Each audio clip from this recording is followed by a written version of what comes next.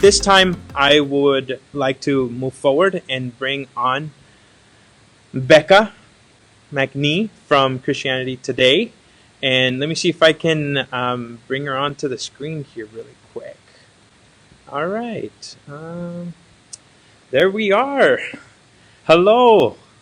Hi, How are you? I'm doing very well. How are you doing? I'm doing fine. Learning the new, I've never done live streams before, and so I'm kind of managing all of this and bringing video in and out. And at the same time, I think I opened up with this. I'm here, what typically is our office, and it's completely empty, right? And Yeah, there's an eerie feeling about that. I was just about to say the empty cubicles behind you are very eerie. All of the you've got a bunch of great like disappear. It looks like a shot from a scary movie about a pandemic. Yeah, yeah. Well, we're kind of living in one, aren't we? Yes, Yeah. yes, we Um, are. I tried to actually turn around because I'm looking at the skyline of Minneapolis right in Oh front of wow, me, and that is much more of a beautiful scene, right? But then my face would be all dark, and that's probably anti like video, things. But yeah. The anyway, lesson. so thank you so much for joining this live stream. I am just so encouraged by everybody who's come together, everybody primarily who is a part of supporting, encouraging, and really advocating for ministries and people who are doing what I believe is just very sacrificial, very tough, and hard work. And so I know that we've exchanged communication. I can't even remember when it started, but I've been blessed by your support and opportunities to continue to equip and encourage ministries that are in immigrant and refugee communities. So why don't you start off by telling us a little bit about you and kind of your role at Christianity Today? So my purpose at Christianity Today is to write about. Okay, the word intersection is overused in writing a lot, but it's an intersection of the church, immigrant communities, and immigration. And so sometimes it's about policy and how that's affecting the people who work with immigrants. Sometimes it's about the communities, whether they are Christian communities who are immigrating, Christian communities who are receiving migrants, who are involved in policy and work across borders or in communities, the borders that exist politically or the ones created socially within our communities. And so I am looking at it from a bunch of different angles. It's some stories will focus mainly on advocates who are trying to create a more just system. Some will focus on the immigrants themselves who are working within that system to survive. And so that's it. It looks a lot of different ways, but that's my sole job there. Wow. Yeah. I mean, I think that this season, and I don't know what to categorize, this season, but I feel like there's been just a season of I feel a lot of heartache, a lot of pain already in some of these communities, and I think it's a battle, right, for um, many of us who are leading these types of outreaches and ministries. And so I thank you for your role. I thank you for what you do. I thank you for advocating and giving us, including myself, a voice to continue to tell the important stories, the stories that I think sometimes are unheard, but are extremely important to continue to share.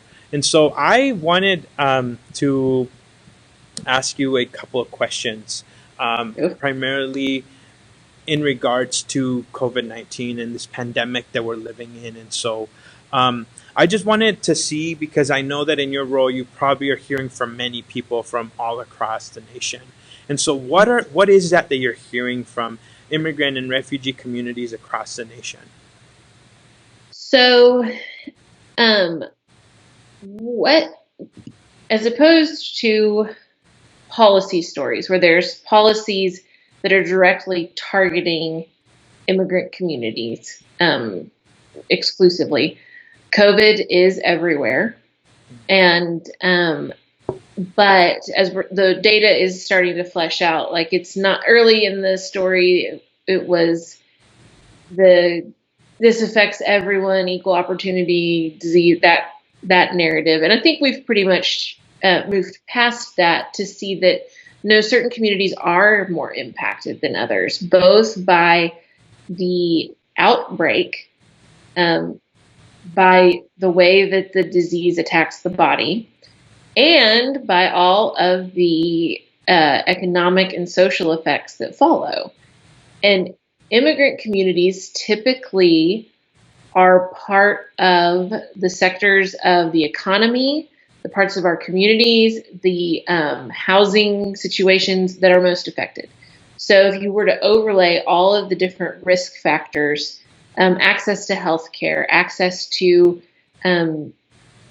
economic relief and assistance, all of those things, if you start to overlap them, you start to see that, or maybe like stack all of those risk factors on top of each other, you start to see a growing weight on the immigrant community. And I've talked to pastors and advocates and folks from across the country who basically say the same thing, that not only is the way that we as U.S. multi-generation, families are feeling it, there is the added burden of being isolated from your community in a different way. The gathering together, especially for immigrant churches, but really in concentrated communities, that ability to gather together and participate in customs from home countries and whatnot is vital to their sense of well-being. And to not have that adds another layer. We most of the things that happen in U.S. culture are finding a way to still happen. So you can get Netflix, like if going to the movies with your friends is a big part of your social life, there's an app for that. The market is finding ways to deliver museum tours and delivery boxes of all of our favorite things. Yep. But if your sense of community and your culture was not something that the mass market is delivering, you probably got it at a neighbor's house, at a grandparent's house, and that's not available. And so I think that in addition to the very real health concerns and whatnot, there is that added layer of deep, deep cultural isolation. Wow. I wrestle a lot with, I think sometimes it's hard for me to fully understand, right, the severity of what we're living through, especially when I'm in my home, in my basement, just kind of in front of a screen, very comfortable, right? Like we have plenty of food in our fridge. We have the ability, and I would even say, the advantage to order groceries and get them delivered. Oh, yeah. And, but I realize that exactly what you're saying, there's many people that don't have that privilege, right? And there's in many ways we're realizing that there's a need for many people who are in the front lines, right? Like continuing to work, continuing to deliver foods, the food chain, right, has to keep going to keep America fed. And so I realize, I think the internal struggle with that myself. And so I hear you voicing some of that as well. Yeah, I think that I am putting this question to a lot of pastors and folks that I meet is, how do we balance the squeeze that the internal struggles we're all having? This is a high anxiety, highly disrupted, and some of us handle disruption better than others. For sure. And my kids are 6 and 3, and they're at home now while we work. Yeah. And that's a disruption, and it causes anxiety, and that's real anxiety. But then you have to balance that need. So I need to be taking care, expressing my frustration, having open lines of communication with my husband, reaching out to friends, with an awareness that I am not in an emergency situation. I am not in crisis. Yeah. I am in discomfort in some small ways, For sure. but not even really that much of that. But it's about balancing the same thing we balanced before this, which is how do I handle my the factors in my life with an awareness of what's going on for everyone else in the world. And I think how you do that transcends COVID. This is giving us like a new, it's like we just got a blank canvas to be like, all right, let's try this now. Yeah. Take your same tools, your same skills, like in art class. We're going to start over on this new canvas. There's a new situation where we can try to juggle all of that. And, but it's the same thing. It's the same balance of I am a human being. I do have needs. My life is real. My feelings are real. And my privilege is real. And other people's needs are right now critical emergency level needs. And I think it's opened up a lot of awareness of that those needs might have existed before this, but now we just are more aware. Yeah, for sure. I think can't deny that fact. And are there any stories that you've heard that are standing out? Maybe in a time of crisis, I think we all have to be encouraged. We all have to remain hopeful, and we know the now, but we're trying not to get ahead of ourselves, right? But it's like, okay, what is that hope? What are you hearing? So that maybe some of those stories can encourage us as leaders who are thinking about how do we move from being stuck and maybe in shock initially to move past that. Yeah. So there's the most recent story I did at Christianity Today is about how churches and advocates are focusing on the immigrant community during COVID. Yeah. And I would say that every piece of reporting I did for that gave me hope. It was deeply disturbing, the things I was hearing. But what gave me hope is that there were people whose eye was still on the ball. I think the greatest danger is that we get distracted and we're so busy dealing with COVID stuff that we forget that there were things we were doing beforehand there, and those problems haven't gone away. Yeah. Broken policy, deep needs at the border, those tent camps, yes, the Remain in Mexico situation, those areas were susceptible to outbreaks and public health crises way before we had one that was affecting everybody. And so I do think that it was encouraging to me. It was so cool to hear what the Immigration Coalition is doing, putting hand washing stations, and those acute things are super encouraging. It was also encouraging for me to hear that people still had their eye on the ball. People still, the Evangelical Immigration Table, Justice for Our Neighbors, all of those organizations are still doing the work that they were doing beforehand as advocates. And it's shaped by COVID, but there's a continuous stream. So we haven't lost the ground that was gained. We haven't lost the momentum. It's not like, okay, well, we did that in good times. We'll shelve it now. And I think that immigration was kind of an afterburner issue for a long time. Yeah. I noticed that in the news that's what you covered when all the other beats were slow. Yeah.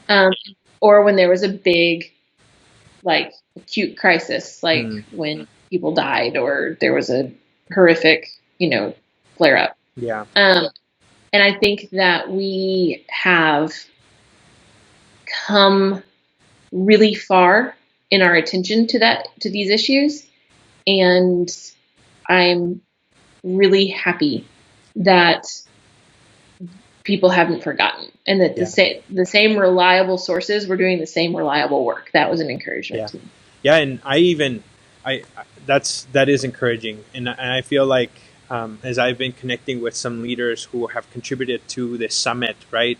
I'm hearing just, all sorts of updates. And I feel like we're all becoming innovators. Because Yeah. but that's good. I think Yes. we have to, if we weren't thinking outside of the box before, we were being forced to now. But Yes. even in these times where we're so restricted, we're still reaching some of the people and some of the communities, of why we do the work that we do and why we're in this line of work, right? And I think that's so important, that even though maybe the world around us has stopped, our outreach and our engagement to those most in need and most vulnerable continues. And I am encouraged and hopeful for that. And I think that, even past this, I think that's going to be encouraging, because we're finding ways right now that maybe we hadn't thought about before. But I think Yep. it's going to be really beneficial for the future of our organizations, for the future of the work that the church does with immigrants and refugees, and even just general populations that are vulnerable around us, right? And so it's kind Yeah. of highlighting a light to that. So, yeah, thank you for Well, that. I think too, just to kind of keep building on that idea, is that this outbreak, the pandemic, has created a widening gap. And I'm hearing a lot of talk about we're worried about people falling through. Mhm.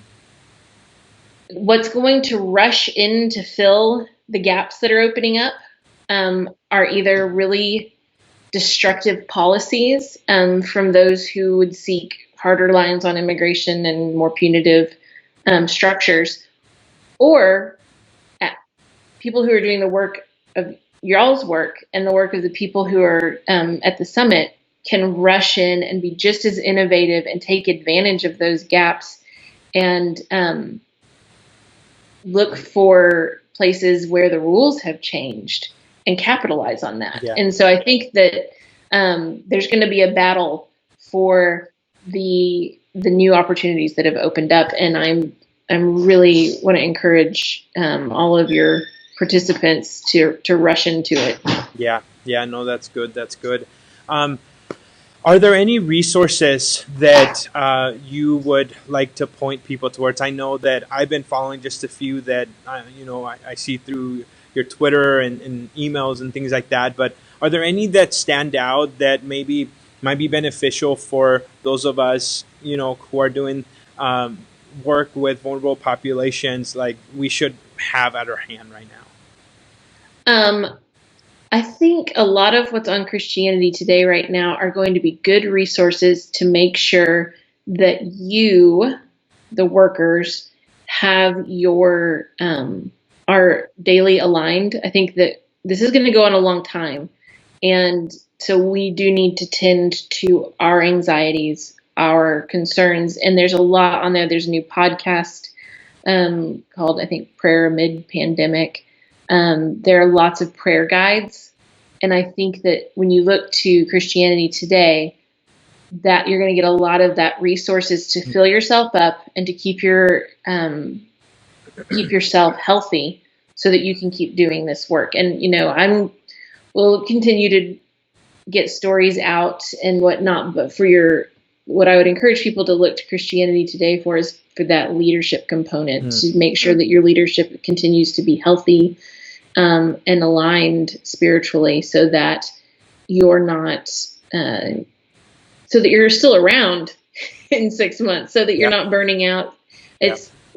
It's going to get exhausting, and we need everybody to take good care of themselves so that they can be in this for the long haul. Yeah. Yeah. That's good. That's good. Thanks for that encouragement. I think some of us are already feeling that exhaustion. Yeah, Right? I work the doctors, the teachers, the ministry leaders, the pastors, people whose jobs are people are feeling it right now. My job hasn't changed. Hmm. I do words on screens all the time. Yeah. My husband is an architect. They're designing buildings. They use technology. But you folks who are caring for people day in and day out, it has gotten, everything about that has gotten harder, and the needs are getting bigger. And I just hope that y'all are taking good care of yourselves. Yes, thank you for that reminder. I was talking with, so I work closely with my parents, and they're in South Texas, and we were talking about how it's just, as weeks and days go on, it's becoming tougher and tougher and tougher. And I think that's because we're so far away from that last paycheck, right? That family in our Yeah. congregation receive. We're so getting farther away from that last job that's still provided Yeah. for your family. And so it's like, and so that's our role. I think even in this time, that's why I thought it was important. Let's just come together. Let's talk. Let's try to just encourage each other and move past some of this, because I think we're all in it together, and Yeah. so, Yeah. yeah. I think that we've got to be thinking long term about how we stay coordinated Mhm. in our approach to helping people and creating a really tight net. Yeah. Yeah. Well, good. Bekah, thank you for your time. I really appreciate it. And thank It's you been a for, pleasure. yeah, thank you for taking a little bit of time away from your family to join us here. And so look forward to catching up later on. Yes, absolutely. Thank you Hopefully so in much. person. I'll have a wonderful day. Thank you. Bye. Bye. All right. Well, wasn't that great? Thank you again, Bekah, for your time, your wisdom, for pointing us to resources that are going to be beneficial for us as we lead in not only our teams, but also lead people in need at this time.